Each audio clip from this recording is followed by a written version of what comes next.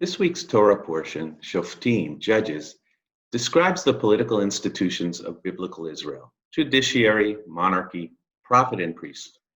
It's the closest thing to a political constitution in the Torah, so it's worth exploring in the light of contemporary politics.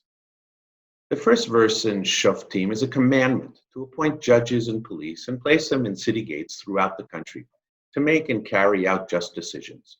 Mishpat-Tzedek. The next verses appear to admonish judges to be impartial and honest.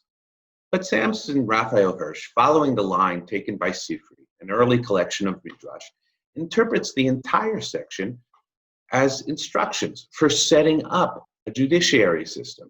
The term Mishpat-Tzedek he interprets as establishing local law courts throughout the land. The guidelines are actually for those appointing the judges. So this begs the question, who appointed the judges?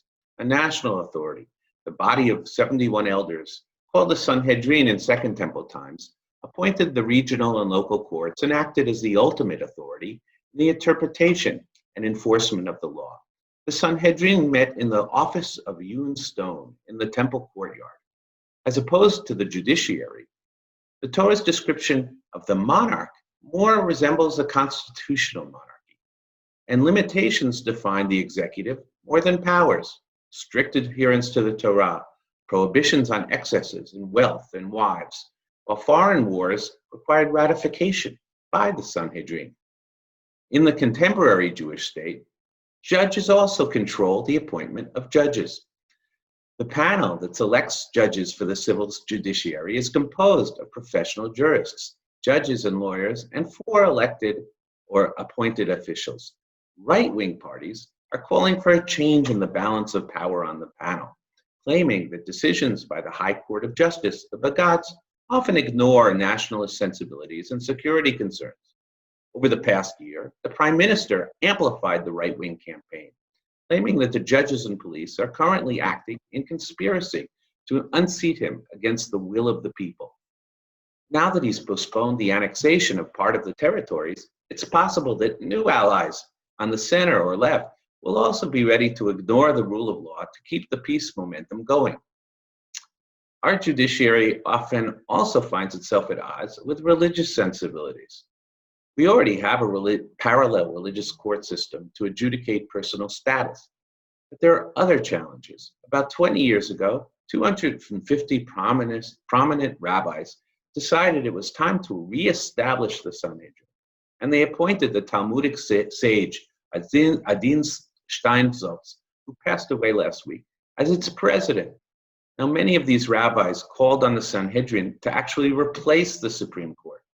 Rav Steinsaltz was by many measures the most influential teacher of Torah in our time. And at the time of the separation from Gaza in 2005, he thankfully made it clear that this Sanhedrin would not address political issues, neither as an apologist for the settler movement, nor as a defender of government policy. With no fixed constitution and all court decisions made by judges, we don't have a jury system in Israel. Judges indeed wield great power and often seem from the outside to act as a closed club, oblivious to popular sensibilities. Yet at times, in a liberal democracy, this is exactly what it's supposed to do. Parallel to the extension of the vote, nation-states in the West established the rule of law. Democracy is a balancing act. If the Knesset and government express the will of the people, the courts guarantee equality before the law. We see some of the roots of this tension between rule of law and rule of the majority in biblical Israel. Courts had to apply the law blindly, without prejudice, completely free of personal considerations. It was popular opinion in the time of the prophet Samuel that actually led to the appointment of the first king. Yet the Torah Portion's guideline to Israelite monarchs, as well as its message to our executive today, is clear. The executive branch should defend the courts and their agents, not undermine them for political or personal gain. Shavua Tov at Schechter.